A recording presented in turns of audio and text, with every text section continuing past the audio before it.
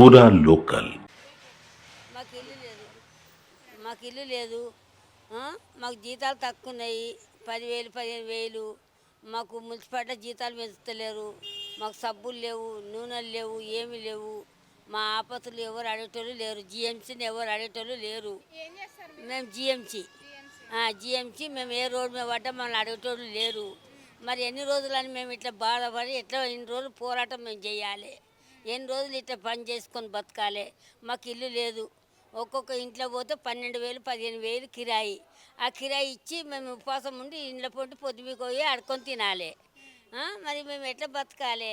ఏ రకంగా బతకాలి? ఎప్పటి నుంచి మీ పరిస్థితి ఎలా ఉంది? మా పరిస్థితులు ఇప్పుడు లేదన్నా 5-6 ఏండ్లు అవుతుంది. ఇప్పుడు వచ్చినోడల్లా అట్టనే చెప్పుకుంటూ పోతుండు.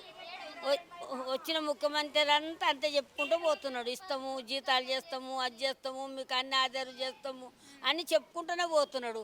ఇప్పుడు రేవంత్ రెడ్డి వచ్చిండు, అంతే చేసిండు. ఇంకొక ఆయన వచ్చిండు, అంతే చేసిండు. ఇంకొక ఆయన వచ్చిండు, అంతే చేస్తున్నాడు. మరి ఎవరు వచ్చినా మాకేం సాయం చేస్తలేరు. మాకు ఇండ్లు అందరికి ఇండ్లు ఉన్న వాళ్ళకి ఇండ్లు ఇచ్చిండు, ఇండ్లు ఉన్న వాళ్ళకి ఇచ్చిండు, భూములు ఉన్న వాళ్ళకి ఇచ్చిండు. మాకు ఏం తలం లేనోనికి ఏం లేనోనికి మాకు ఇండ్లు ఇవ్వలేదు. మరి మా బతుకులు ఏం చేయాలి? రేషన్ కార్డు వచ్చింది, రేషన్ కార్డు ఉంది, ఆధార్ కార్డు ఉన్నది అని ఉన్నాయి. మరి ఇచ్చాడు కదా ఆడవాళ్ళకి ఫ్రీ బస్ ఎప్పుడు ఫ్రీ బస్ ఎందుకు? ఏడ్లు పెట్టుకుని కదా, కొట్టుకుని కదా, జుట్లు పట్టుకొని కొట్టుకుని కదా ఆయన తుక్కంతా వాపుతున్నారు.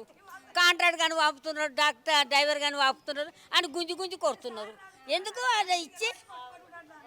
అది ఇచ్చేందుకు నువ్వు పిరిగి ఇచ్చినావు నిజం మేళ్ళలో కొట్టుకుంటారు. వాడు మొగోడు కూర్చుంటే అన్ని లేపుతున్నారు.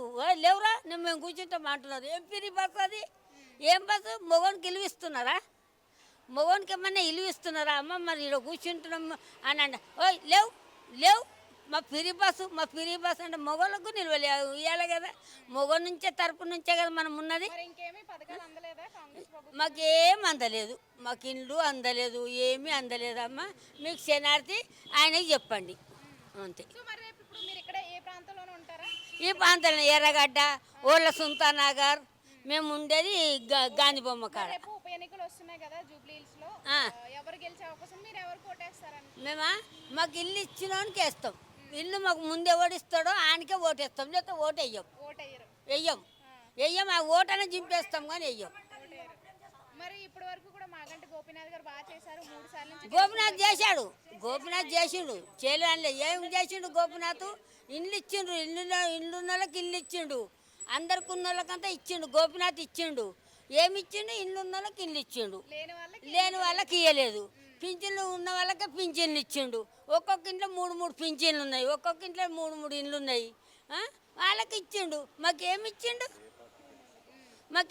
జిఎంసీలో 2,000 పెంచిండు.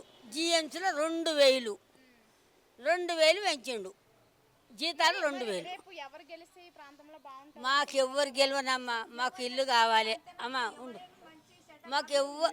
మాకెవ్వరు గెలవని, మాకెవరన్నా గెలవని, మాకు ఇల్లు ఇచ్చి అమ్మ ఈ ఇల్లు నీది, ఈ పని నీది, ఈ పింఛన్ ఇస్తున్నాము, ఇది ఇస్తున్నాము, నీకు ఆధారంగా బతుకుతున్నాము, నీకు తోడుగున్నాము అన్నోనికి మేము ఓటేస్తాం, లేకపోతే ఓటేయ్యం.